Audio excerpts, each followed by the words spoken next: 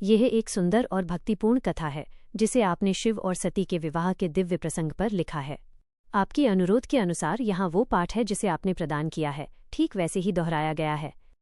कहानी शुरू होती है उस समय से जब ब्रह्मांड में ऊर्जा और शांति का संतुलन बनाने के लिए स्वयं शक्ति ने मानव रूप में जन्म लिया।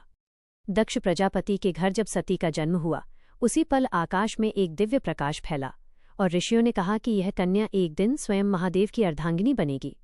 बचपन से ही सती हर चीज में शिव को ढूंढती थीं। कहीं उनके नाम की घंटी सुनती तो मुस्कुरा देती, कहीं ध्यान करती तो मन में शिव का रूप उतर आता।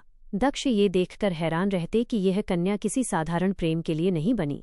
समय बीता, सती युवती बनी और शिव के प्रति उनका आकर्षण भक्ति में बदल गया।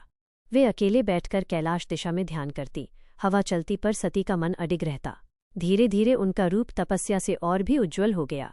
तीनों लोकों में चर्चा फैल गई कि दक्ष कन्या शिव को पाने के लिए कठोर तप कर रही है। देवलोक में भी हलचल मच गई। नारद जी जहां भी जाते मुस्कुराकर कहते, आज नहीं तो कल ब्रह्मांड में एक अद्भुत मिलन होने वाला है। सती का तप इतना गहरा हो गया कि उनकी सांसें हल्की, लेकिन मन तेज रोशनी की तरह जगमगाने लगा। एक दिन तप के उच्चतम बिंदु पर अचानक धरती शांत हो गई, आकाश स्थिर हो गया और उनके सामने प्रकट हुए स्वयं महादेव। जटाओं में गंगा का प्रवाह, माथे पर चंद्रमा, शरीर पर भस्म, परंतु चेहरे पर ऐसी शांति की देखते ही मन समर्पित हो जाए। सती ने आंखें खोली और महादेव को देखकर उनका हृदय धड़क उठा। शिव ने कोमल स्वर में कहा, सती, तुम्हारे प्रेम और तप ने मुझे यहाँ बुलाया है। सती कांपती आवाज में बोली, प्रभो, मैं चाहती हूँ कि आप मेरे पति बने। शिव ने स्मित किया और बोले, तथास्तु। सती के चेहरे की प्रसन्नता इतनी दिव्य थी कि स्वयं देवताओं ने पुष्प वर्षा की।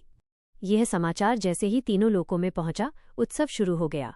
देवता आनंद से नाचने लगे। उधर जब ये खबर दक्ष के कानों तक पहुंची तो उनका मन अहंकार से भर गया।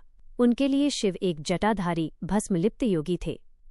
दक्ष ने सोचा, मेरी पुत्री इतनी सुंदर, इतनी कुलीन और दामाद वो जो श्मशान में रहता है। लेकिन ब्रह्मा जी ने उन्हें समझाया कि शिव मात्र योगी नहीं बल्कि आदिदेव हैं, वही जो सृष्टि और विनाश दोनों के स्वामी हैं। अनमने ढंग से ही सही, पर दक्ष विवाह के लिए राजी हो गए। शिव ने विवाह का दिन निर्धारित किया और कैलाश से बारात रवाना हुई, लेकिन ऐसी बारात इतिहास में कभी नहीं हुई। भूत, प्रेत, गण, योगी, नाग सब ढोल नगाड़ों की तरह नाचते हुए चल रहे थे। नंदी आगे आगे इतने गरिमामय ढंग से चल रहे थे कि हर कोई प्रणाम करता। देवता बारात देखकर हंस भी रहे थे और चकित भी थे। ये बारात किसी साधारण देवता की नहीं, स्वयं महादेव की थी, अनोखी, अद्भुत और दिव्य। उधर सती का श्रृंगार खुद देवियों ने किया। वे आज ऐसी लग रही थीं कि मानो चंद्रमा अपनी पूरी शीतल रोशनी उन पर उड़ेल चुका हो। जब शिव मंडप में पहुंचे और सती की नज़र शिव पर पड़ी, वो क्षण दोनों के लिए किसी युग की तरह ठहर गया। सती के चेहरे पर प्रेम, भक्ति और विनम्रता की चमक थी। शिव के चेहरे पर शांति, सौम्यता और गहरी स्वीकृति का तेज। अग्नि जलाई गई, मंत्र गूंजे और दोनों अग्नि के सामने खड़े हो गए। फेरों के समय ऐसा लगा मानो तीनों लोकों की ऊर्जा बदल रही हो। शिव ने सती का हाथ अपने हाथ में लिया और वो स्पर्श सिर्फ स्पर्श नहीं था, वो शक्ति और शिव के मिलन का संकेत था।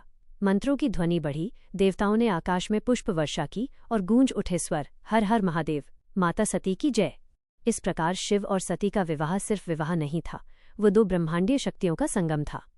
एक तरफ शिव जो योग के स्वामी, शांति के समुद्र और विनाश के अधिपति, दूसरी तरफ सती जो भक्ति का स्वरूप, प्रेम का सागर और शक्ति का नर्तन थीं। दोनों के मिलन ने सृष्टि में एक संतुलन पैदा किया, जहां प्रेम तपस्या पर भारी पड़ा और तपस्या प्रेम में बदल गई। ये वही विवाह है जो आज भी हर दिल को ये सिखाता है कि जब प्रेम सच्चा हो, भक्ति गहरी हो और हृदय पवित्र हो, तो स्वयं महादेव भी आपकी ओर खिंचे चले आते हैं। शिव सती की ये कथा सिर्फ कहानी नहीं, एक दिव्य संदेश है कि सच्चा प्रेम ईश्वर की देन है और जब वो मिलता है तो ब्रह्मांड भी उसके आगे सिर झुका देता है।